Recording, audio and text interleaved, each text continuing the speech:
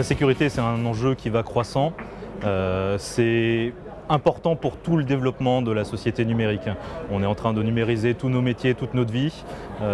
Avec ça vont des risques de captation de données, de sabotage, qu'il faut prendre en compte absolument. C'est un enjeu à la fois de vie privée, un enjeu économique, un enjeu de sécurité nationale, donc à plein de titres différents, la sécurité est devenue critique. Le plus important, c'est que la sécurité n'est plus un enjeu d'informaticien. Pour un patron de PME, c'est un risque à prendre en compte comme n'importe quel autre. On parle beaucoup en ce moment de rançongiciel. Donc un rançongiciel, c'est un logiciel qui va prendre en otage les données.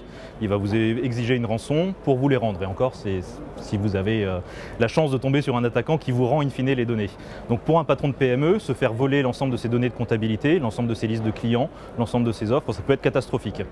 Donc pour ces patrons, l'enjeu c'est finalement de faire des choses simples. On parle beaucoup de ce qu'on appelle l'hygiène informatique. L'hygiène informatique, c'est un ensemble de bonnes pratiques, finalement pas très compliquées, finalement du bon sens, avoir des mots de passe de bonne qualité, avoir des logiciels à jour, avoir des sauvegardes. Tous ces petits gestes qui ne demandent pas beaucoup d'énergie, pas beaucoup d'investissement, mais qui peuvent protéger même une PME d'attaques classiques. Pour faire une carrière dans la sécurité aujourd'hui, ce qu'on attend avant tout, c'est de la technicité, être pointu techniquement, et de la curiosité, être capable d'aborder des nouveaux problèmes, de se remettre en question, d'apprendre des nouvelles choses sur le tas. Et le hackathon, c'est l'un des meilleurs exercices pour développer ce type de compétences et de qualité. J'ai récemment participé à un challenge de cybersécurité qui regroupait un total de 60 personnes. Et on a fini tous les 3 premiers ex aequo. Donc l'objectif de ces challenges, en fait, c'est de nous mettre en situation et de mettre du coup en pratique nos connaissances en cybersécurité. C'est une application directe en fait de ce que l'on va pouvoir faire plus tard, c'est-à-dire reverse des logiciels, savoir qu'est-ce qu'ils font, essayer de s'introduire dans des systèmes. Donc c'est vraiment très pédagogique pour nous, ça nous permet d'apprendre encore plus sur le terrain. C'est plus un loisir en soi.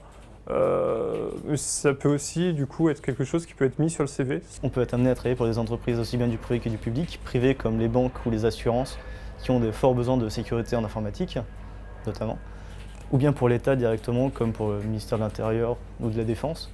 Je suis à EPITA en 5e année dans la majeure SRS, donc Système, Réseau et Sécurité. Alors c'est une formation qui est à la fois fonctionnelle et organisationnelle, donc c'est-à-dire qu'on fait du technique mais qu'on fait aussi plus du conseil, des rapports. Dans le cadre de cette formation, on fait par exemple des audits, donc des tests d'intrusion. On va aussi s'occuper de reverse engineering, donc c'est-à-dire comprendre comment fonctionnent certaines applications, certains malwares, et aussi de virologie, donc tout ce qui a un rapport avec les virus. Alors moi ce qui m'attire, c'est surtout les pen tests et le reverse qui vont permettre donc de comprendre pourquoi est-ce qu'un attaquant a essayé d'attaquer un système, comment est-ce qu'il a réussi. La cybersécurité par exemple, c'est le fait de définir des systèmes d'information, donc des applications, des sites web. Donc forcément ça passe par une part où on apprend comment pirater donc ces sites web, comment s'attaquer à ça, pour à la fin comprendre comment les défendre et quels sont les moyens d'action dessus. Avec le ministère de la Défense, l'ANSSI, les autres services de renseignement et puis toutes les entreprises privées, nous avons une très forte demande en matière de sécurité informatique. Nous formons nos étudiants et nous les poussons vers cette voie, mais cela reste insuffisant par rapport aux besoins du marché.